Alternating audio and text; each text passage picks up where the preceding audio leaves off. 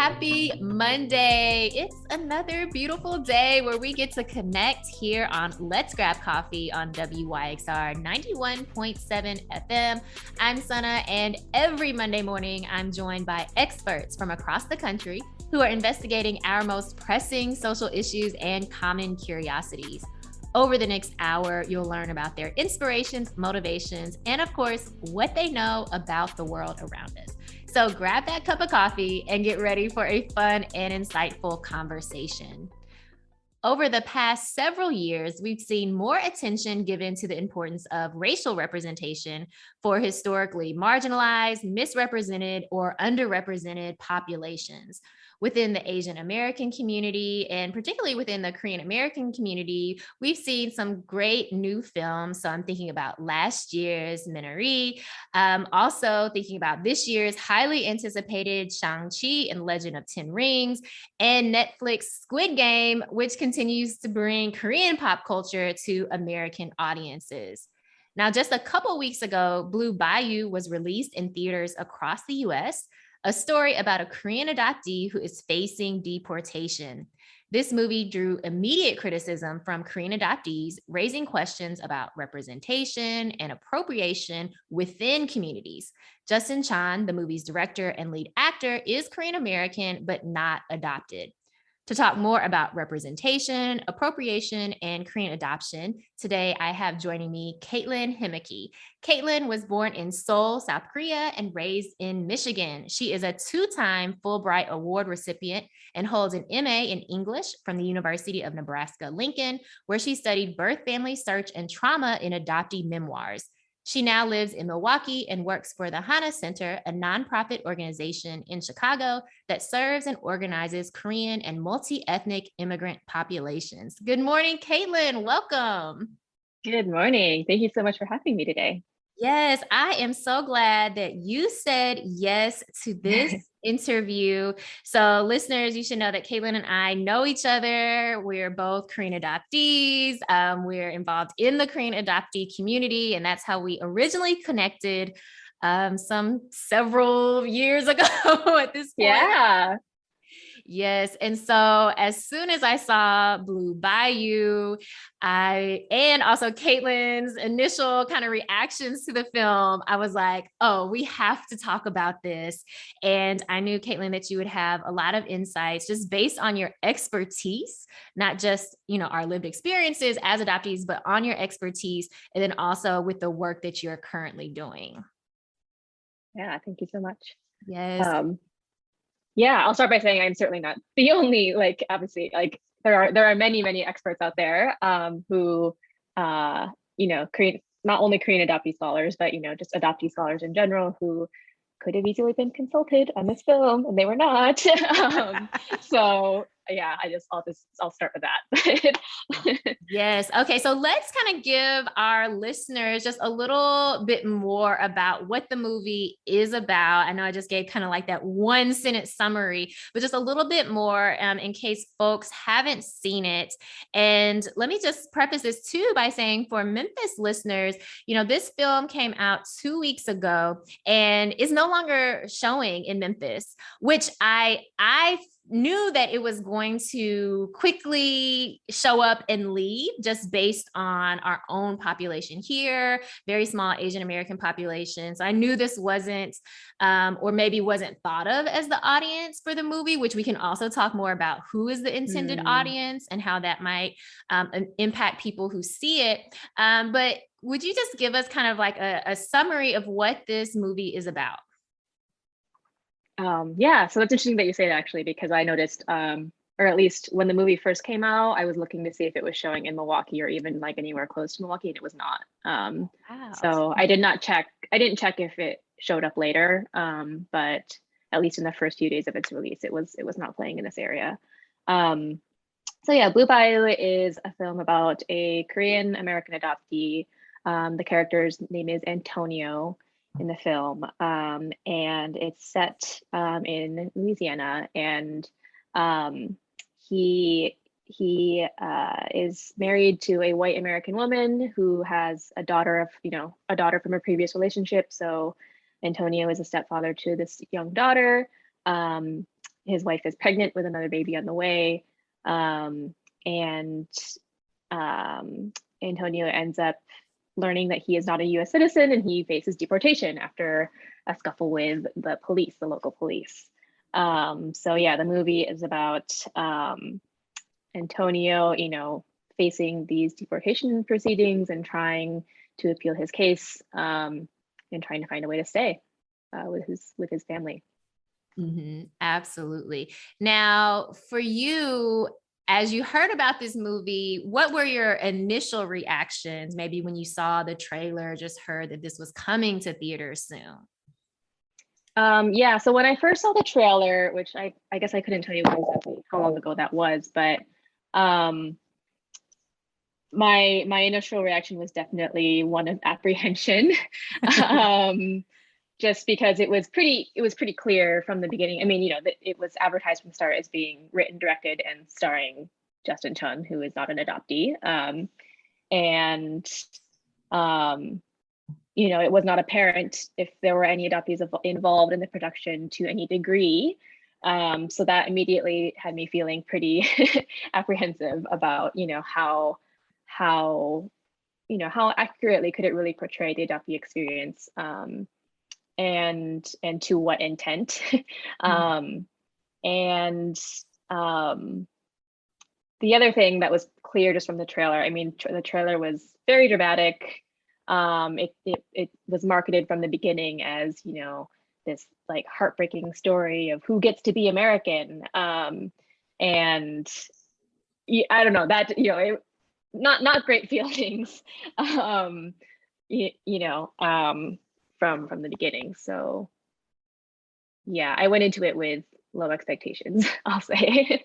Okay, so you went into it with apprehension, with low expectations. I think for me, when I first saw the trailer, I'll be honest, I was excited. And I think part of that excitement is because we see so few representations of, Asian Americans, Korean Americans, and then adoptees specifically, or even Korean adoptees specifically, if you want to get, right down to it. And so for me, I was excited. But of course, just because you're represented, doesn't mean that you're represented well, or you're represented with your best interest at heart. And we can think about that not just through art, but in the political process, right? Through a lot of different areas. Definitely. Representation only goes so far. Yes, it's great to see a face that looks like yours, but you mentioned this question of intent, and I think that is really important.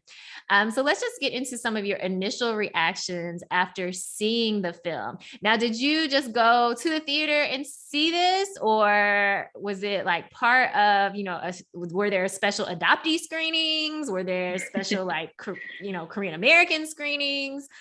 Yeah.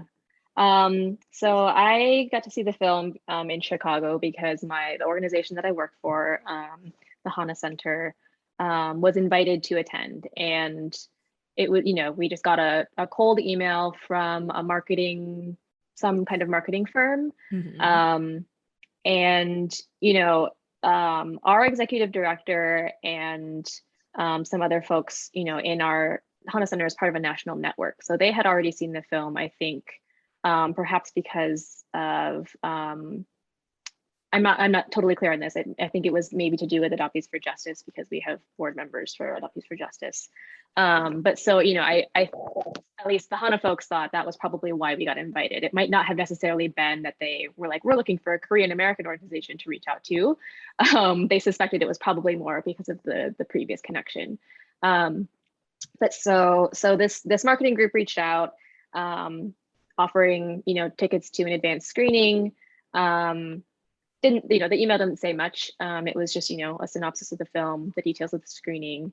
And so when I was the contact person, in touch with this marketing rep. So when I responded, my first question to them was, have you reached out to Catch? Catch is the Korean Adoptees of Chicago group. And, I said something about how we would really love to prioritize adoptees in this kind of show, for this kind of screening. HANA Center will do the same as well with however many tickets we get. But, have you reached out to Catch? And I was kind of hoping they would say, yes, of course. But the response was actually, oh no, like I had no idea that this group existed. Who are they? Do you have a contact that I can get in touch with? So that was the first red flag, right? Like it would take you 2 seconds on Google to find that there is a Korean adoptees group in Chicago that in there, they have plenty of avenues online that you could reach out to them. So I was kind of like, why is this not anywhere on your priority list? And to be fair, so I don't know if this marketing group was just for the Chicago screening, they were just in charge of that, or if it's actually linked to the film on a broader scale. But yeah, so that's how I got to see the movie. And the folks, so I saw it with a group of the Chicago adoptees. Yeah, and I'm glad I got to see it together with them. Glad why?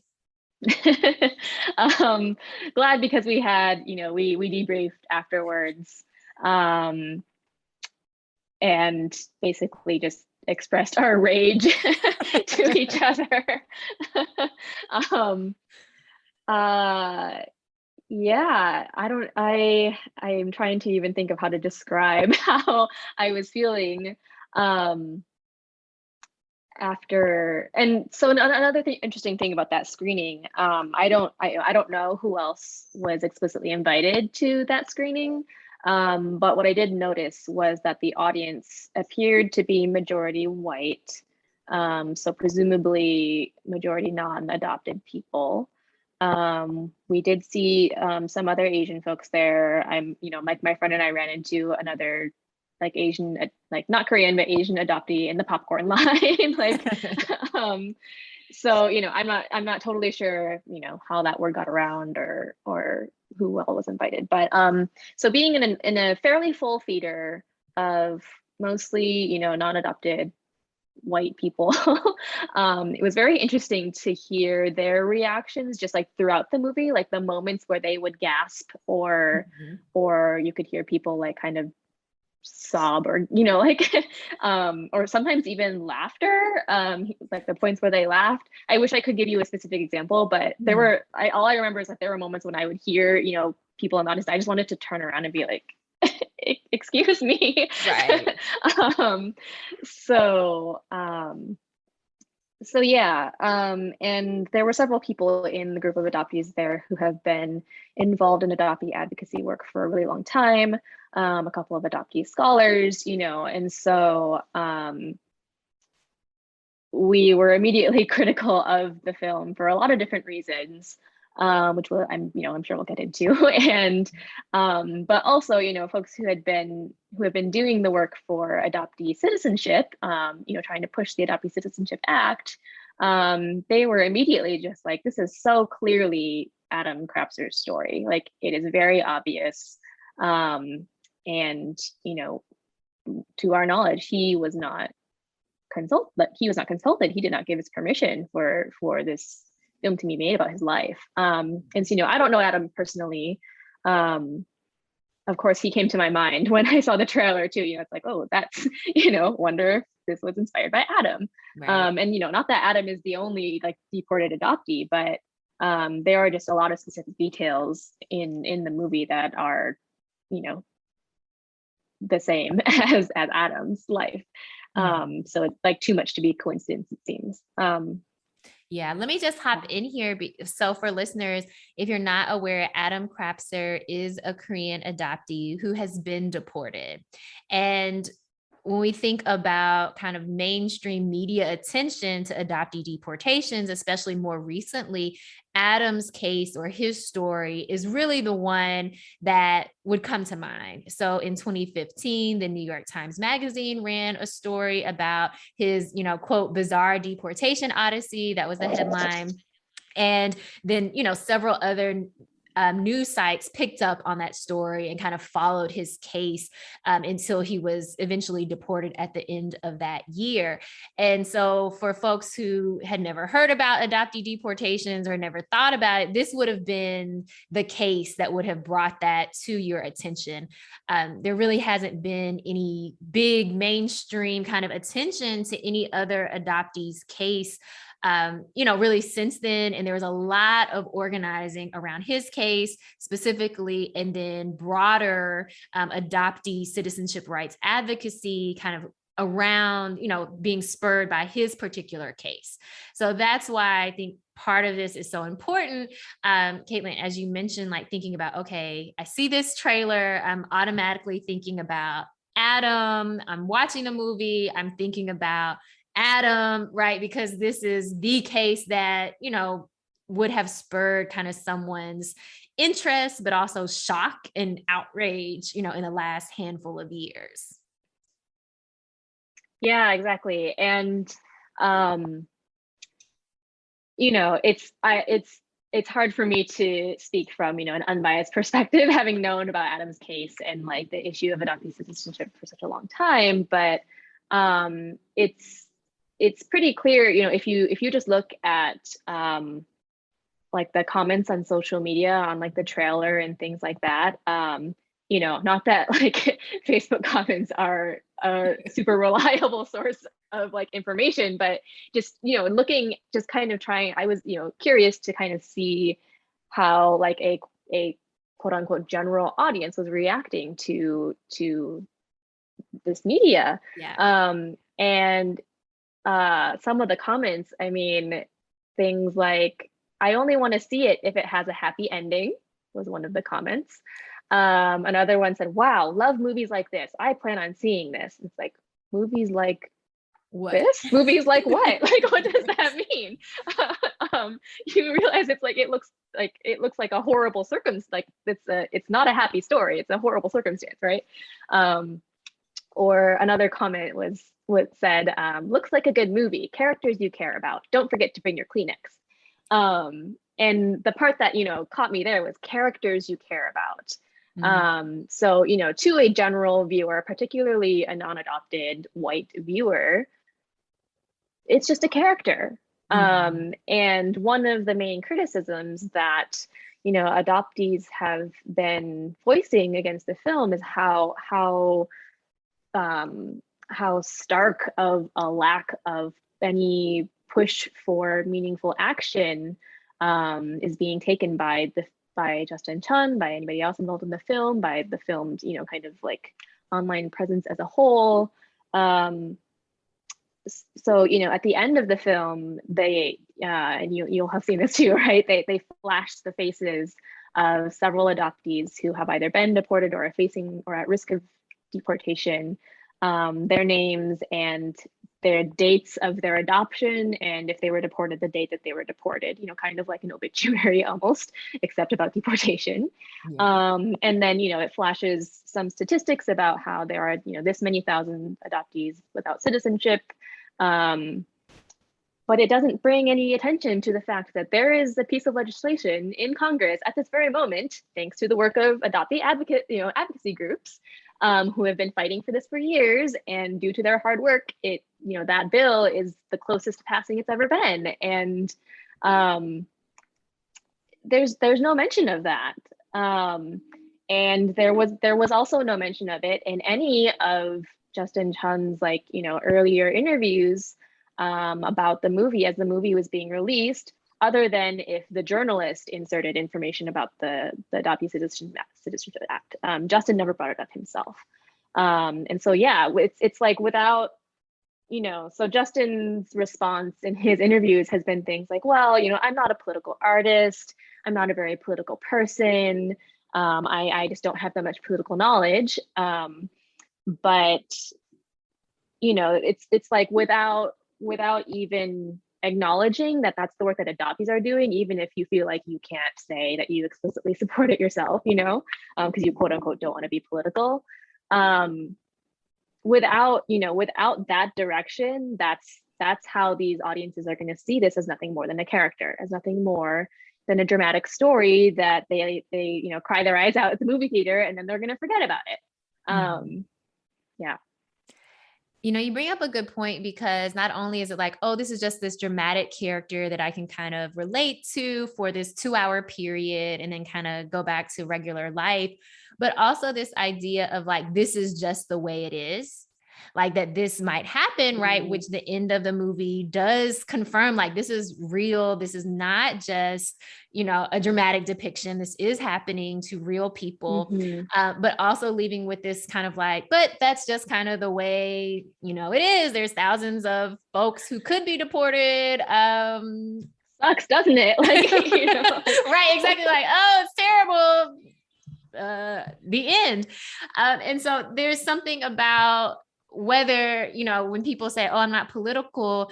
Okay, but you created this whole piece of art that is doing something, right? It is moving people to feel something, but stopping short of the action, as you mentioned, right? That there actually is something that you could do, but that just seems, lost, right? Or forgotten or intentionally not included. Right. It's like forgotten at best, like intentionally not included at worst, right? Yeah. Absolutely. I do find it hard to believe that, you would know these statistics about how many potential deportable adoptees there are, but then not know that there's, legislation and efforts that have been ongoing for several years to create, some sort of legislation to resolve this issue. So I think that, it's hard not to believe, right? It's hard not to think like you're being disingenuous on some level. And particularly given that now, as the backlash has really escalated, and Justin Chan and the filmmakers are making their fumbled attempts to respond. Justin Chan, he's been trying to push that. He consulted with folks who worked with Adoptees for Justice. He's emphasizing the number of like impacted adoptees he consulted, which is interesting because his number has changed from the early press. He used to say it was 5 adoptees. Now he's saying it's 13, 14. And, he keeps talking about these hundreds of hours of research that he poured into this movie and meant, several years. I think he said he took him 4 or 5 years to take this, to make this movie. It's like, if you consulted with these impacted people who have done this, have been involved in the work for adoptee citizenship, like there's literally no way that you spent hundreds of hours talking to them and didn't hear about the Adoptee Citizenship Act. Like that's just not possible. So yeah, it makes it harder to believe the what I would say is pretty weak defenses that he's been putting out as of late. Absolutely. Yes. Well, let's take a quick break. And when we come back, we'll kind of dive into some more of these controversies around the movie Blue Bayou as we talk about this broader topic of representation and appropriation. You're listening to Let's Grab Coffee on WYXR 91.7 FM.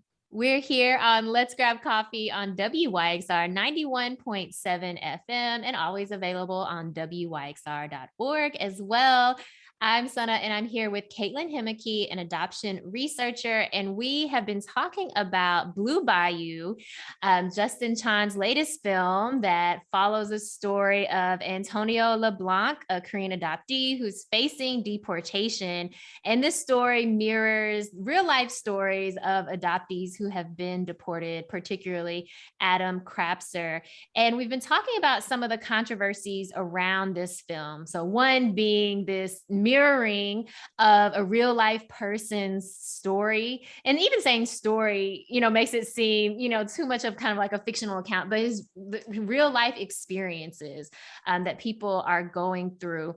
And so obviously that's one big part of this question around, okay, when is it just representation and when is it appropriation? And so I'm wondering, if you could speak to some of the other controversial components of Blue Bayou. Where do we even begin? And well, so, talking about this idea of representation, it's become, that's such a buzzword these days, especially, we just had Shang-Chi come out, different similar movies to it, over the past couple of years. But what really strikes me about the conversation on Blue Bayou, Blue Bayou is explicitly not created by an adoptee, right? It is written by, directed by, starring a non-adopted person. There has been little evidence of, adoptee involvement in, there were a lot of glitzy photos from the premiere with like Aquafina and, Steven Yeun, but like, it didn't seem like there were any adoptees there. He's been talking vaguely about his adoptee consultants, but it's like, okay, consulting the impacted community is like literally the bare minimum you can do for a film like this, right? If you're trying to portray this story that is not your own, that's like the bare minimum you can do. But I don't know, in my mind, it's just like, how can you like basically let somebody give you directions from the back seat and call that representation? Like if it's representation, you put them in the driver's seat, right? Like that's a bad analogy, but that's one thing that I've kind of been struggling with. And that's aside from the whole issue of, whether or not he like appropriated Adam Crafter's story without his permission. That's like, a whole another side to that issue. But just on the surface of it being, no adoptees like kind of front and center in the film's production, or not much also in the film's marketing or the press, the interviews that was done afterwards. Adoptee voices were only brought into those interviews when the journalists made the effort to do so, because there are some journalists out there who have been covering adoption issues. They might not be adopted, they're not adopted themselves, but they're aware of those issues. So then they have the sensitivity to bring an adoptee voice into the piece. But it just doesn't seem like there's much effort on the film's part to bring adoptee voices front and center into this conversation. Mm-hmm. Yes. And, I've seen a lot about this whole, Justin has constantly brought up, well, I had adoptee consultants, I've talked, hundreds of hours and, hundreds of adoptees. And it also, for me, it raised the question of, you can talk to adoptees, and I do think that's important, but there's also an adoptee community that not every adoptee is connected to. There are also adoption researchers that not every, adoptee that you might run across that might be willing to share their personal story that they may not be aware of or connected to. So yes, understanding personal stories is important, but connecting it to these broader histories of adoption is also extremely important when contextualizing something like a Blue Bayou, which is talking about an issue that started in a particular time period, thinking about international adoption, that has had various pieces of legislation to try to ensure citizenship, that have left loopholes in citizenship, legislation that has tried to be introduced over the decades to resolve that loophole. So there's a much broader history that, of course, doesn't have to be completely represented in the film, but that provides important information to the issue at large, information that would provide viewers, again, with some sort of call to action, or that could be communicated with journalists when talking about the movie. Because certainly a question is, this is really happening. Like, what is going on? Like, how did this start? Or, is there anything we can do? Which just seems like a natural question that people would be wondering. And for someone who's done all these hours and hours of research to not have is, it's disappointing. Yeah. Yeah. And, obviously, the adoptee community is not a monolith. No community is a monolith. Of course, he can't consult with every single person, or that's not the ask here, right? It's just that. I think for me, my question would be, like, how many of the people you consulted are impacted by this issue? How many of them are, as you were just saying, like have like deep, extensive, like just scholarly knowledge, or just of the issue. And that's something that I think people have also brought up, is like there's just this whole rich knowledge pool of, there are so many adoptee scholars out there who would have been great to consult with for this film, and they were they're popping up in the comments of his interviews and things, saying like, I'm here, like, why didn't you why didn't you think to ask any of us? And another question I have is, did you compensate those consultants? Because that's another issue, right? As particularly when it's about something, this film is about something as full of trauma as adoption, and particularly adoptees without citizenship and facing deportation. It's like, yeah, it's super important, I think, to have impacted adoptees consulting with you, but you have to recognize that as like deep emotional labor, right? Like it's already labor just if they're giving you their time and sharing their knowledge, but for them to have to crack open the storybook of their very traumatic lives and share that with you, that is a huge emotional burden to ask them to relive that. So I want to know, were they compensated? Right? Yeah. Such an important question when we're talking about representation and like the ethics of representation, especially when you are presenting a story that's not your own, about a community that I will go out on a limb and say Justin is not, a part of, right, or connected to in any deep way. And it can be very self-serving when you are, representing. Again, it's great to have this additional publicity and just awareness around adoptees who are undocumented. Definitely that's very important to have more awareness about that. But as you mentioned, okay, so we're talking about representation. Who did you consult with? How much? To what extent? Did you compensate them? What is the type of work that you're doing with the communities in order to not just represent a story that might resonate with you as a non-adopted person, but a story that also is, true to the community from which, all these ideas and narratives come from. And so I want to ask you about, if we're thinking about the adoption narrative that we see represented in Blue Bayou, and I know that that's where a lot of your previous work has been as well, like looking at what, adoption narratives and memoirs. And so I'm wondering, from that perspective, what did you think about the adoption narrative that was presented?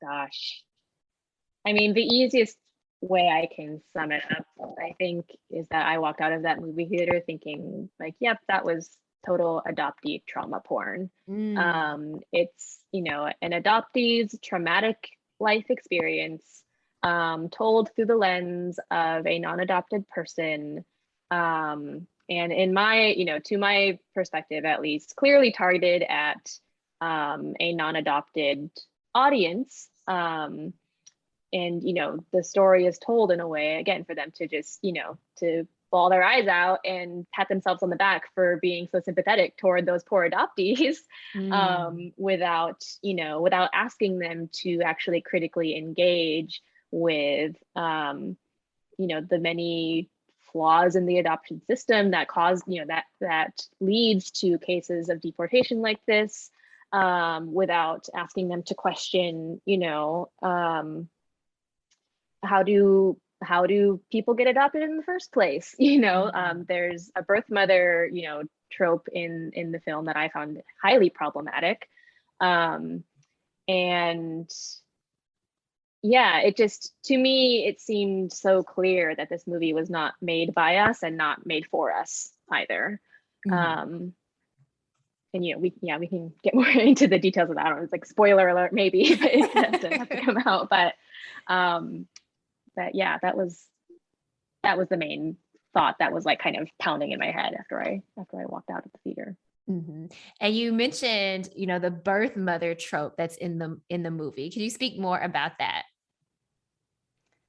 Um, yeah, I guess spoiler alert. Should I? Is it okay Yeah, if I talk spoiler about what alert. happens? And yeah, so spoiler, turn your volume down if you haven't seen it, and you want to see it, which I would say don't see it. But and yeah, so the main character Antonio, um, he has said all along that he doesn't remember anything about Korea or his birth mother, but then eventually reveals that he does remember, because he was 3 years old when he was adopted, and he states that his birth mother tried to drown him at first, and then she quote unquote couldn't go through with it, so she gave him up for adoption instead. And so throughout the film, you see this image of a young Korean woman. She's wearing one of those like old-fashioned hanbok, which is like, it's like a traditional dress, but like a very plain one. It's like the white top and the dark bottom. And she's like in a boat in this, this pond or lake, and holding a baby. And each shot throughout the movie gets closer and closer to her. And she's singing this kind of like haunting sounding lullaby. And then finally, after Antonio reveals that he knows that she tried to drown him, you see her lowering this baby dressed in like a very elaborate like baby hanbok, traditional outfit. Mm-hmm. And she's lowering this crying baby into the water. And I again, it's difficult because there's no one story, no one birth family story that represents all birth family stories. Mm-hmm. But to depict her in this way that eventually culminates in at Antonio in kind of his lowest moment, when he's prevented from going to his appeal hearing, tries to commit suicide in this swamp. Mm-hmm. And you see him, there's this very eerie image of him like swimming into the arms of his birth mother in the water. And it's just to me it just felt like such a like pathological way to portray the birth mother in that case. She's like that's who's there when he's trying to take his own life, mm-hmm. Or this is what the way that she's haunting him, or what would an audience member, like a general audience member, think of her? They're just going to look at her and say like, oh my god, she tried to drown her own baby, that's terrible, right? Mm-hmm. And so I just feel like if it would have been so much more, I don't know the word I'm looking for, but to try to critically engage the audience in a conversation about like it's well known now that many birth mothers are coerced or forced, into relinquishing their children for adoption. It's not actually something that they wanted. And so I just feel like going that route instead of, this kind of eerie image of her in the water with this baby, for the sake of quote unquote art. I don't know. Like, I just didn't feel like it was, a meaningful representation of a birth mother. Mm-hmm. Yeah, when I saw it, and seeing her, very young as well, which I think also added that other layer of like young mom, irresponsible, right? So thinking of all these tropes around what mothers quote unquote give up their children, mm-hmm. right? And then layering on top of that any other preconceived notions that you might have about birth mothers becomes even easier, right?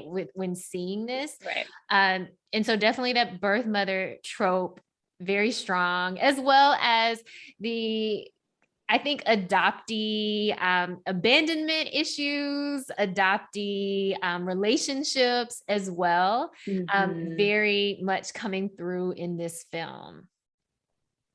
Definitely. And, one of the things that also just kind of struck me watching the film was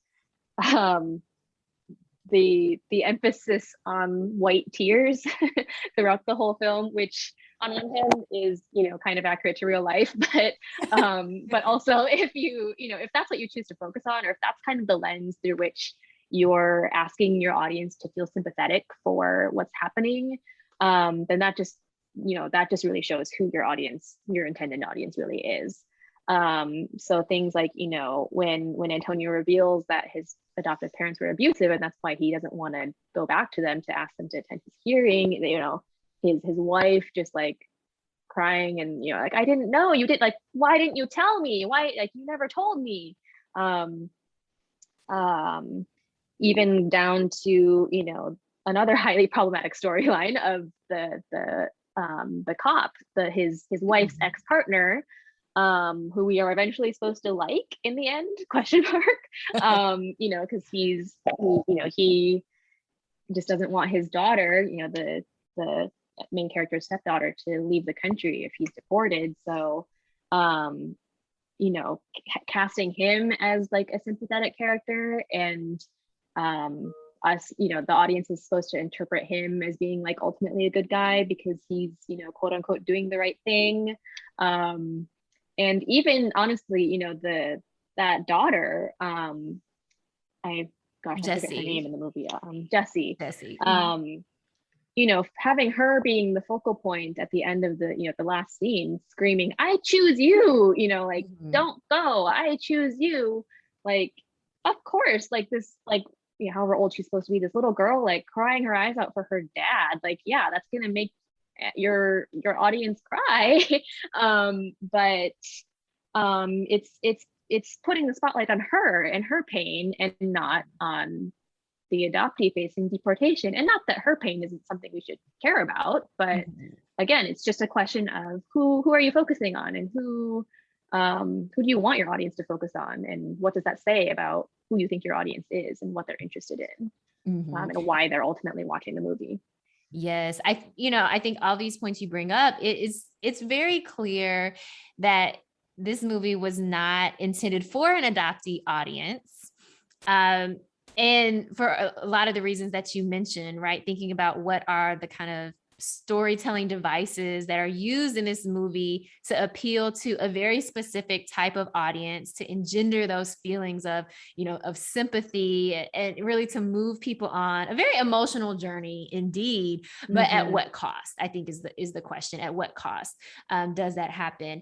And I will say, I think that scene that you mentioned where Antonio where it is revealed that Antonio has wanted to conceal the story about his adoptive parents, or foster parents, I think is how they're called in the movie. That actually really resonated with me along these ideas of, like, as adoptees, so we have so little control over our stories, because as transracial, transnational adoptees, especially, like, our stories, or part of our stories are just visible, and people feel a right to ask. And so we have very little control over what we can choose to share or not share, or at least control over what we're questioned about. And so that, I will say, that really resonated with me, of thinking, like, yeah, it makes perfect sense why, like, he wants to control this one piece of his story that he should be able to disclose or not as he chooses. Right. Yeah, because, adoptees don't owe anybody their trauma, right? Like, and that's the whole thing with this film too. Like, and I think, kind of, going off of this, one of the other things that's been so kind of upsetting as this backlash against the film escalates is, one of so I think one of the first articles that was kind of highlighting the criticism and brought in some adoptees who have been very vocal about speaking out against the film was on Reappropriate. And they reached out to Justin Chun and Focus Features trying to get a response, and the response that they got was, look at this review from an adoptee who loved it. Like, this adoptee said it was great. This adoptee said they felt really seen. And that is just so, it's just yet another iteration of, if an adoptee is quote unquote angry and dares to dares to speak up in a critical way, questioning, these kinds of things, they're shut down. And instead we say, look at this other adoptee who is happy and grateful. And, this is like, why aren't you grateful? Like, you're so ungrateful for saying this. I've seen comments to that effect too on social media posts, right? If people saying, wow, they're so ungrateful. Just be happy that he made this movie, and yeah, so that's super upsetting. And it's I can't say it's surprising, unfortunately, but that just really goes to show you how it's so difficult for adoptees to have any kind of control over the narratives and the discourses that centers around our lives. Absolutely. Let's take another break. You're listening to Let's Grab Coffee on WYXR 91.7 FM. I'm SunAh, and I'm here with Katelyn Hemmeke, adoption researcher, and we have been talking about Blue Bayou, a story about a Korean adoptee who is facing deportation charges, a story that very much mirrors real life experiences of adoptees who are undocumented. Now, we've given a lot of focus and attention to the controversies around this film, but I want to talk about a few things. So one, I don't think we specifically mentioned the call to boycott this film. And so I'm wondering if you can tell us more about the boycott and what adoptees are hoping to draw attention to with this boycott of the film. Yeah, so with the call for a boycott, I mean, it's two main things. The first being that this film clearly seems to be using, or exploiting is the word, really, exploiting the story of deported adoptee Adam Krapser. Adam has publicly, shared his own statement of how Justin Chun did contact him, several years ago, but then never responded. And, by the way, I watched a Facebook Live panel with Justin Chun, and his response to that was, well, actually, I was locked out of my Facebook account for 4 years, so that's why I never responded. Okay. Anyway, sorry, aside from that. But so, the first point being Adam Krapser, and the way that his story has been exploited without his approval or his consent. And then the second being that the film and filmmakers have no specific call to action for the Adoptee Citizenship Act. So, I think the adoptee advocacy groups calling for this boycott, they're really trying to divert attention from the film to like the actual, concrete action steps that you can take to support, if you care about deported adoptees or adoptees facing deportation, the way you can support them is not by seeing this film that's not made by adoptees or doesn't include adoptees, but, actually you can, there are ways you can, very, very easy ways you can, sign petitions and contact your representatives to urge them to support the Adoptee Citizenship Act. Mm-hmm. Absolutely. And, I saw the call for the boycott, and I did, of course, see the movie because I wanted to be able to have this conversation, with you. But I think it's important that adoptees are able to leverage their voices to call for a boycott and to, have answers to very valid questions. Again, I think the question of, the intent of the film, but also the intended audience, I think are very key to this. And as we think about representation, which is, how we've kind of been framing this broader conversation, I think that's very key to, the purpose and the power of representation, because if the intended audience is someone other than who is the subject of the film, there are very different decisions that get made in what that representation actually ends up looking like, which is what we've seen in this film. Now, of course, we've been talking about undocumented adoptees and the fight for citizenship rights. And so I want to kind of close out our time together this morning talking about the steps that people can take, the concrete steps that people can take when we're thinking about these issues of immigration and documentation as it applies, in this case, to adoptees. So could you tell us a little bit more about the Adoptee Citizenship Act and the advocacy around this legislation? Yeah, so the Adoptee Citizenship Act, sorry, I keep like fumbling that word, a Citizenship Act of 2021 is what's in, what's in Congress right now. And so this act has, it's been brought to the table before, but just has never been managed to get passed. So, and what this act would do, it would grant, automatic citizenship to anyone who's adopted into the United States.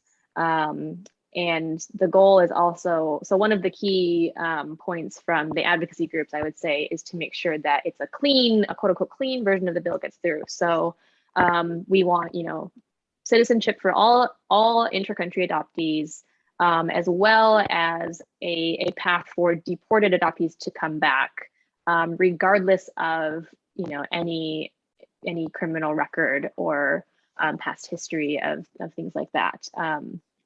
Because that's one thing that often happens if, when these bills are getting marked up or going through the legislative process, they try to cut things like that, or they try to make exclusions. So we want no exclusions for that bill. And so currently the bill, it is gaining bipartisan support. If you look up the, I need to not mess up this acronym, the Alliance for Adoptee Citizenship. It's a newly formed alliance of several organizations, including Adoptees for Justice, who have been the main force, behind the boycott of the film, as well as, they've been putting out statements about the problematic aspects of the film.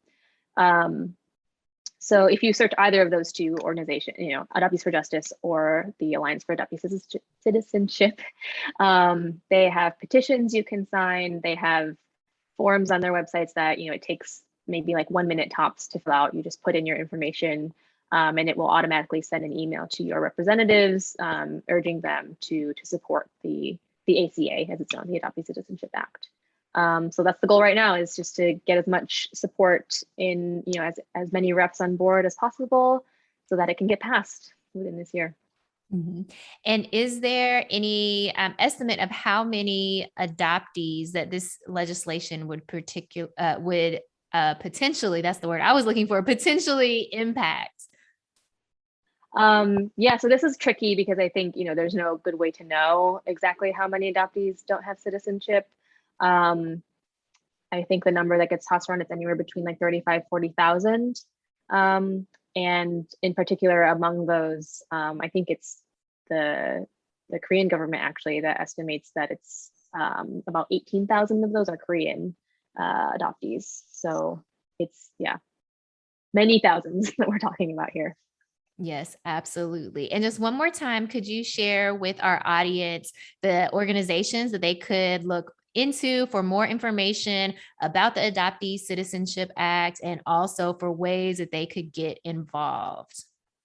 Yes, so the first one is Adoptees for Justice. Their website is adopteesforjustice.org. And then the other kind of newer coalition is the Alliance for Adoptee Citizenship. AAC is the acronym, but their website also is just allianceforadopteecitizenship.org. Wonderful. Well, Katelyn, thank you so much for joining us this morning. I had a great discussion with you, and thank you so much for sharing the ways that folks who are listening can actually get involved. Yes, thank you so much for having me. Yes. Thank you again to Katelyn Hemmeke for joining us this morning as we talked about these questions around representation, appropriation, and then, of course, specifically how this is impacting Korean adoptees with the movie Blue Bayou. So for today's positive note, I just want to leave you with this quote that says, "When writing the story of your life, don't let anyone else hold the pen." And I thought this was so appropriate for today's conversation. And hopefully we will continue to see movies about Korean adoptees, but created by Korean adoptees for Korean adoptees. And we can think about that extending again to other communities that have historically been marginalized or misrepresented in the media. This is Let's Grab Coffee on WYXR 91.7 FM. And remember, wherever you are in the world, you can always tune in or you can catch up on past shows on WYXR.org. Until next Monday, I'm SunAh.